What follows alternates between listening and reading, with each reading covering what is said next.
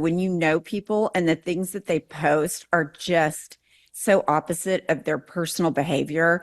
And one thing we talk a lot about on the show is these people that we get hate comments, like your hate comments are mild compared to our hate comments. I mean, people come after everything about us. And it's so funny because when you go to look, Jennifer taught me how to do this.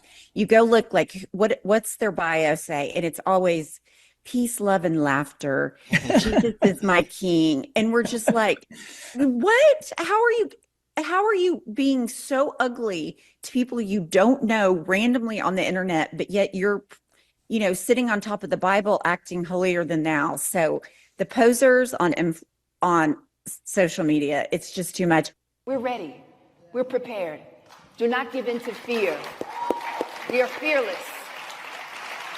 This is not the time to be afraid.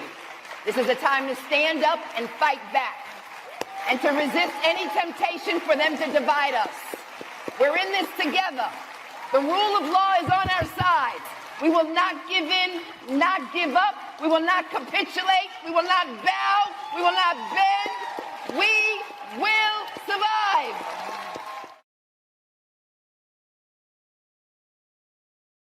Growing up in Oklahoma, you grew up in Oklahoma. I'm assuming you're from, this is kind of a little bit of the Bible Belt. It's a very red state. It's like, what happened to you that you didn't get sucked into the vortex of the nonsense? Because there's some people with a lot of degrees in intelligence or whatever who are out here caping for the undermining of not just our democracy, but our common humanity. Absolutely. Well, I was raised by very strict evangelical Christians, Republicans or die. I had a super liberal grandmother, a paternal grandmother, and my dad wasn't religious. My parents were divorced. And so my mom and my stepdad, super religious, super Republican. And I was all in, registered for Republican in high school because that's just what you did. Thought that, good girls that, were white and did the right things, that nothing bad happened to them, and that it was okay for me to be entitled and judge other people because that's what I was indoctrinated to believe. And so I had a crisis in my life that I figured out that prayer couldn't help and that I had zero coping skills, none, no life skills whatsoever. So I had to kind of remake myself in terms of becoming emotionally healthy and being able to problem solve emotionally and in a marriage, because I was raised to be a good wife, be a good mother, all the things that you're sold in a Bible Belt Southern state. And then you realize it's just a steaming pile of dog doo and you have to do something about it. So that was in 2008. And so it started an evolution. So you had gone to law school. Yes. I was 38 years old when all this happened. Yeah. I was old. I'm a little not. I posited this, right? I remember when I first started this radio journey at SiriusXM in 2014, I came across this Washington Post study that said 3/4 of white people have no relationship with anybody outside of their race. That's relationship.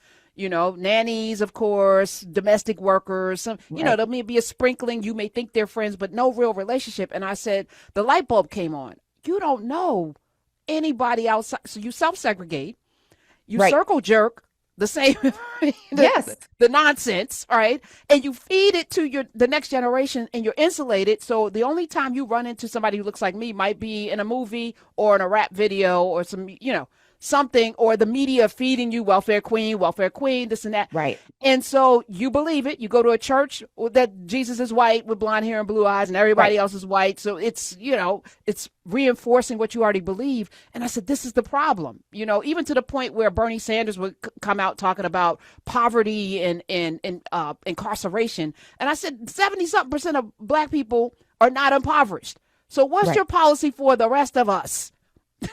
And yes, we could deal with poverty, but most people on welfare are white. Most of the people on welfare are white. And incarceration, yes, half of the exonerations are black people. So that means there's a criminal justice component to be dealt with, but don't talk to us about criminal stuff. Talk to us about the aspiration. And it's but it tracks. He's from a state that is, 94% white. Right. You don't know us, even though you march with King. Let me put that over Right. there. Here's the thing, and you are so absolutely right on that, particularly in a state like Oklahoma, you are surrounded by white people. You do things with other white people. Your community is the same political affiliation and thought process because they're your church. So you never see any diversity. And I would say, Jennifer's husband, my co-host's husband, is a criminal defense attorney. And I started working for him part-time in like 2009. I decided, okay, I'm going to start back at work. That was my first brush with, because I did domestic law. So that was my first brush with the criminal justice system. And it opened my eyes to all the things that I'd been taught, like Republicans demonizing poverty, that, Black people are more likely to be arrested. All that went up in smoke. So when you see it in reality and you live it, you cannot help but change your mind. You cannot help but evolve from these thoughts and how you've been thought. But everything is so homogenous in these states. And my mother, like, we had a conversation within the last year that I said, we just need to do away with the electoral college. Everybody should just get a vote, and the vote's the vote. That's just how it is. And it is serious as a heart attack. She was like, well, we can't have people in California deciding everything. It's just like, oh my gosh, what's going on in California? Like, that's what people, it's not God's country and, in California. But something that's super important to remember is these Bible Belt states, like abortion ban. Oklahoma is the 50th place for women. Oklahoma is 50th in education. Oklahoma is in the bottom 5 and a place for women to live. Poverty, crime, gun violence, all in the top 10, top 5. So these Republican supermajorities do not create solutions. They create more problems.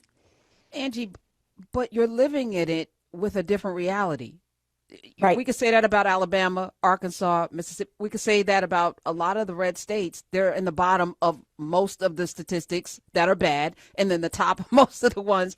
It's wild to me that people don't see that this is killing them. Like your vote just now bankrupted the farmers who voted Right.